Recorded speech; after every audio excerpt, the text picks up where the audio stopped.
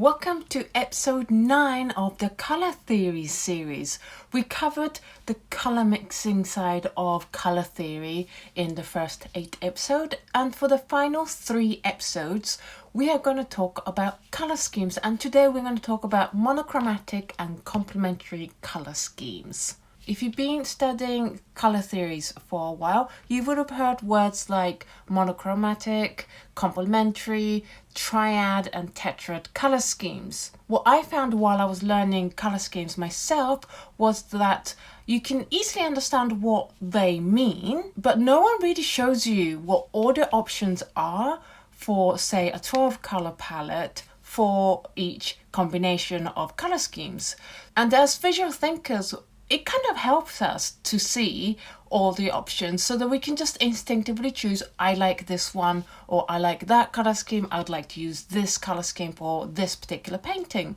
However, painting out all the combinations for all of those things take an enormous amount of time. So what I'm going to do in this series is I'm going to paint all the combinations for you for a 12 colour palette, so you don't have to do that hard work. All you have to do is sit back, relax and keep your eyes out for a colour scheme and colour arrangements that really pleasing to your eyes. So hopefully you'll be able to use the next 3 videos, including this one, as a good visual reference for all of the colour schemes.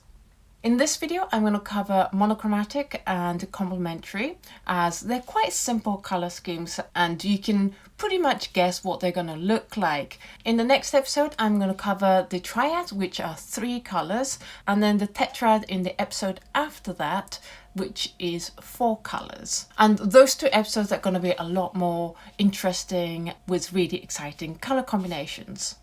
So let's start with monochromatic colour schemes, and that just basically is mono being 1 and chromatic or chroma being colour. It just means 1 colour, so it's basically just using one of the colours. So you can use just the yellow or just the green or just the cream rose, whatever colour you wish to use. Obviously, you're not going to make much distinction of shapes and forms and things with just that thing. So what you can do is use a wide range of values. Values are basically how dark a colour or how light a colour is, and we can achieve that very easily by just adding more water to make the paint lighter. And there's a lot of things you can do with just playing around with values.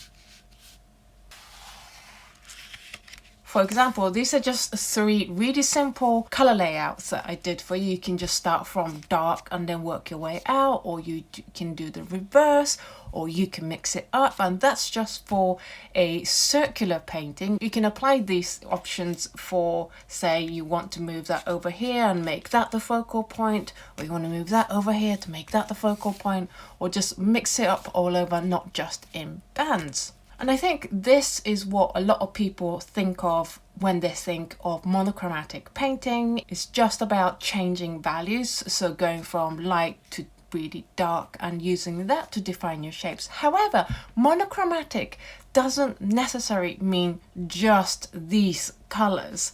If you remember from episode 4, where we mixed complementary colours, we got this result for the same colour that I just showed you down here. And what we did was we mixed the 2 complementary colours, the quinacridone rose with the phthalo green in my case, and up until the middle where it's the most neutral, all this here, so not this side because this now gets to be a little bit green, but all this range of colours is still within the monochromatic range. And therefore you can use, in addition to just changing up the values, you can also include this. And this is basically the intensity range. Intensity being how pure a color is or how muted the color is. So over here we have the purest color of the Queen Rose that I used for this example, and then gradually I added the phthalo green, its complementary color, to slowly mute out the colors until it was down to the perfect neutral color. This and this being the same, we can make a table like this and draw out all the different combinations of how muted a color is and how faint a color is going to be. And so you have a huge wide range of colors to work with, which will give you way more options and way more expressiveness in your colors when you make a painting. We had the 3 different variations of the monochromatics just playing around with values, but we can of course play with the intensity, how pure or muted a color is. So here we go from a very pure pigment of the quinacridone rose all the way down to the very muted. And the reverse is here, where you start off with a neutralized color and just add more pink to it. And then you can again mix up the intensity of the color as well. You can also, of course, play around with the intensity of the color or how muted a color is, and also play around with the values at the same time. So this 3 painting and these 3 paintings are done in exactly the same manner. I just toned down the value a bit by adding more water to these 3, and that gives a much softer impression. You can also play around with the amount of contrast you're going to add in comparison to your main color. So over here you can have one that is very focused on the pure color, and then add a lot of neutral color to really draw the focal point to here. Or you can have it like half and half, or you can have it really bright for most of the painting with just accents of the neutral color. So that is just 12 very quick examples of what you can do with just one simple color scheme choice.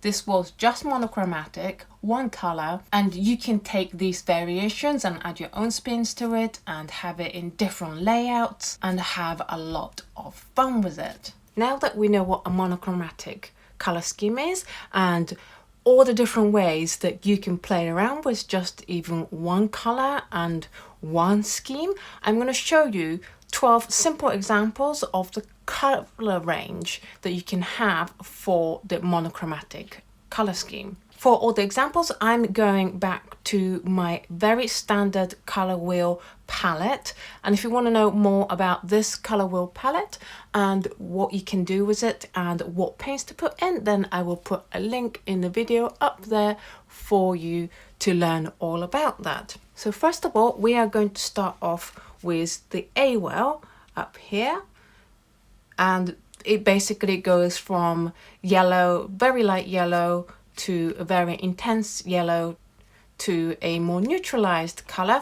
You're not going to get too dark a color mix out of doing monochromatics with yellow unless you add black to the mix, which is always an option, or a neutral tint is another good option as well. But for this examples, I just added its complementary color all the way down to its neutral color.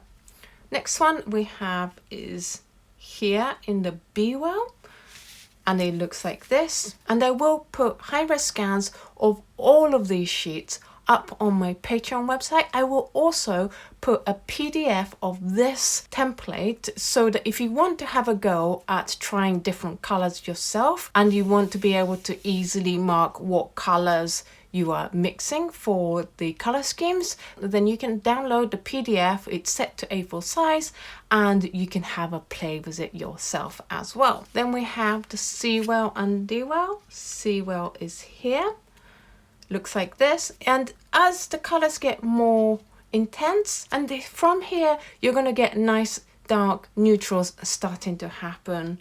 So this is here, and then we have E, which is down here like this, and then F is here.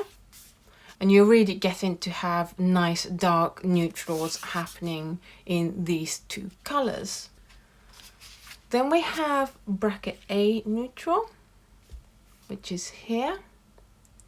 And then bracket B2 neutral, the monochromatic, which is down here. C monochromatic is here. And then bracket D's monochromatic scheme looks like this. And then bracket E monochromatic looks like this. It's basically the other end of what we did here is the monochromatic color scheme for E bracket. And then finally, bracket F's monochromatic color scheme looks like this. And obviously, as I said, you don't have to do it like this. You can mix it up and have a lot more fun with it. Now we're going to move on to the complementary colors.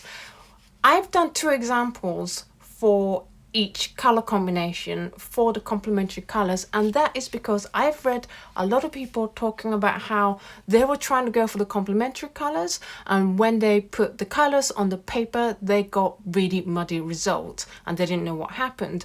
Now if you've been following this series, you already know that that happened because they mixed 2 complementary colors together on the paper at the same time, and that always neutralizes each other. So for this episode, I'm going to show you what it will look like if you paint one color, let that dry, and then paint the complementary color right next to it once everything is dry, so that the colors don't really mix together.